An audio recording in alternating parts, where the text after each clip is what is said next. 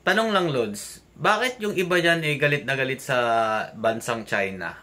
Alam nyo naman po na isa po yung bansa na yan na tumulong sa atin nung panahon po ng pandemic. Galit na galit kayo sa lugar na yan o sa bansang iyan, pero halos na nakikita natin na mga tao dito sa ating bansa, puro po ng products niyan galing po ng China o made in China. Cellphone nyo, damit nyo, shorts, sapatos, at etc. Mga bags pa nga dyan, yung iba dyan galing China eh. Diba? Yung pinangnenegosyo nyo, yung binibenta nyo online, made in China yan, diba? Bakit po galit na galit kayo? Kumbaga parang ganito yan eh.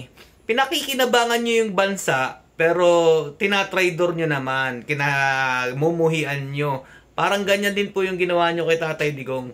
Ginagamit nyo po yung ginawa niya nung panahon po ng kanyang administrasyon, yung build projects na yan. Tapos, wala na po kayong utang na loob after nun. Dahil nga po, ngayon nag-aaway-away po yung Marcos at saka Duterte. Sa tingin ko naman, di naman po talaga Marcos at Duterte ang may problema dito. Romualdez po talagang may problema dito, mga lodi. Tapos, kayo naman, todo tanggol kasi nga, aliado po kaalyansa po ni PBBM. Ayaw nyo pong nasasabihan sila ng hindi maganda. Kahit naman na parang nagiging dilawan na po yung ating bansa ulit, tuloy-tuloy pa rin po kayo dahil galit na galit po kayo. Ang dami nyo pong binabatong putik kay Tatay Digong. Pero hindi nyo naman po nakita yung linis o nilinis niya na dumi sa ating bansa. Parang quits na lang po, no? Tiway na lang. Sorry po Tatay Digong, tapos na po yung administrasyon niyo, tapos na po yung termine niyo. Ganun ba yon, Lodi? Tapos ngayon sasabihan nyo ako na nakita nyo na yung kulay ko. Lods, sa tama o mali, pinupuna ko talaga yung mga mali. Okay? Kahit na po kala Tatay Duterte, nung panahon po ng kanyang termino, may pinupuna po ako dyan sa kanyang mga kaalyado o mga galamay niya. Balikan nyo po yung mga video ko. Hindi po kasi ang tipo na kahit idol ko po yung aking sinusuportahan, kapag nakita ko naman po na mali po yung ginagawa ng kanyang mga galamay, syempre pupunahin mo yan.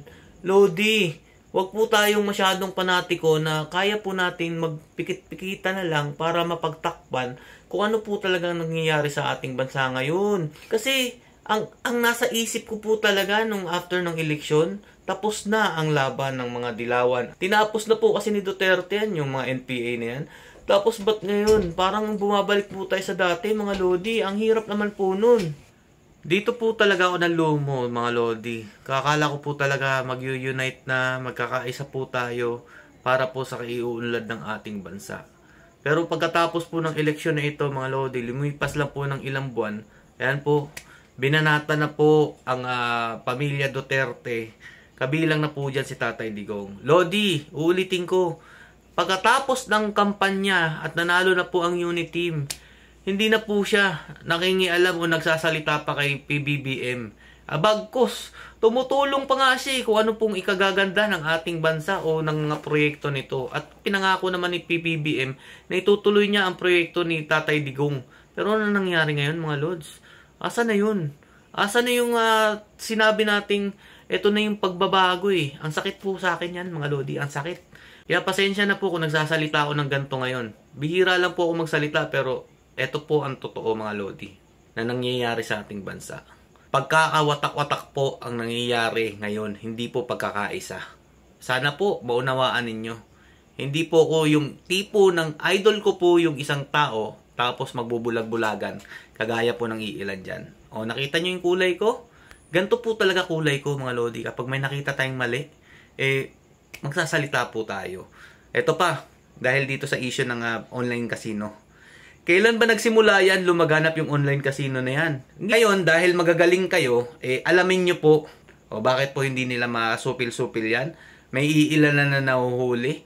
Pero yung mga small time lang. Pero yung mga pinopromote na mga influencers na to, magugulat na lang kayo. Sobrang lalaki ng mga ino-offer sa kanila. Hindi ba kayo nagtataka dyan? Hanggang ngayon, namamayagpag pa rin. Panahon ni Tatay Duterte, ang dami niyang pinasara na hindi nagbabayad ng tax at hindi legal sa PAGCOR. Ngayon, mag-isip-isip na po kayo. Hindi po ako kumukontra sa administrasyon na to Kumukontra po ako sa nangyayari at sa mga ginagawa ng galamay ni PBBM. Sana po, wag po tayo maging bulag para lang po masabing maganda po talaga yung nangyayari sa ating bansa. Hindi po maganda ang nangyayari sa ating bansa, mga Lodi. May maganda bang ganito na nag-aaway-away tayo? Unit team na nag-aaway-away. Pinapakulong na yung mga naging kakampi ni Tatay Duterte para siguro takutin at para po sila ang maupo uli sa susunod na eleksyon. Ang pangit naman nun, no? Parang nagiging dilawan na po talaga kayo. Gahaman po kayo sa kapangyarihan, sa pera. Kung ano man po ang pinaplano nyo, yun po at talaga napapansin ko. Pasensya po talaga sa inyong lahat, mga Lodi. Kung nadismaya man kayo sa akin, wala po akong magagawa doon. Pwede nyo pong ipagpatuloy ang pagsuporta kung sino man po yung sinasanto ninyo dyan. Basta ako, Lodi, nagsasalita lang po, base po sa nakikita ko ngayon, hindi po maganda ang nangyayari sa ating bansa.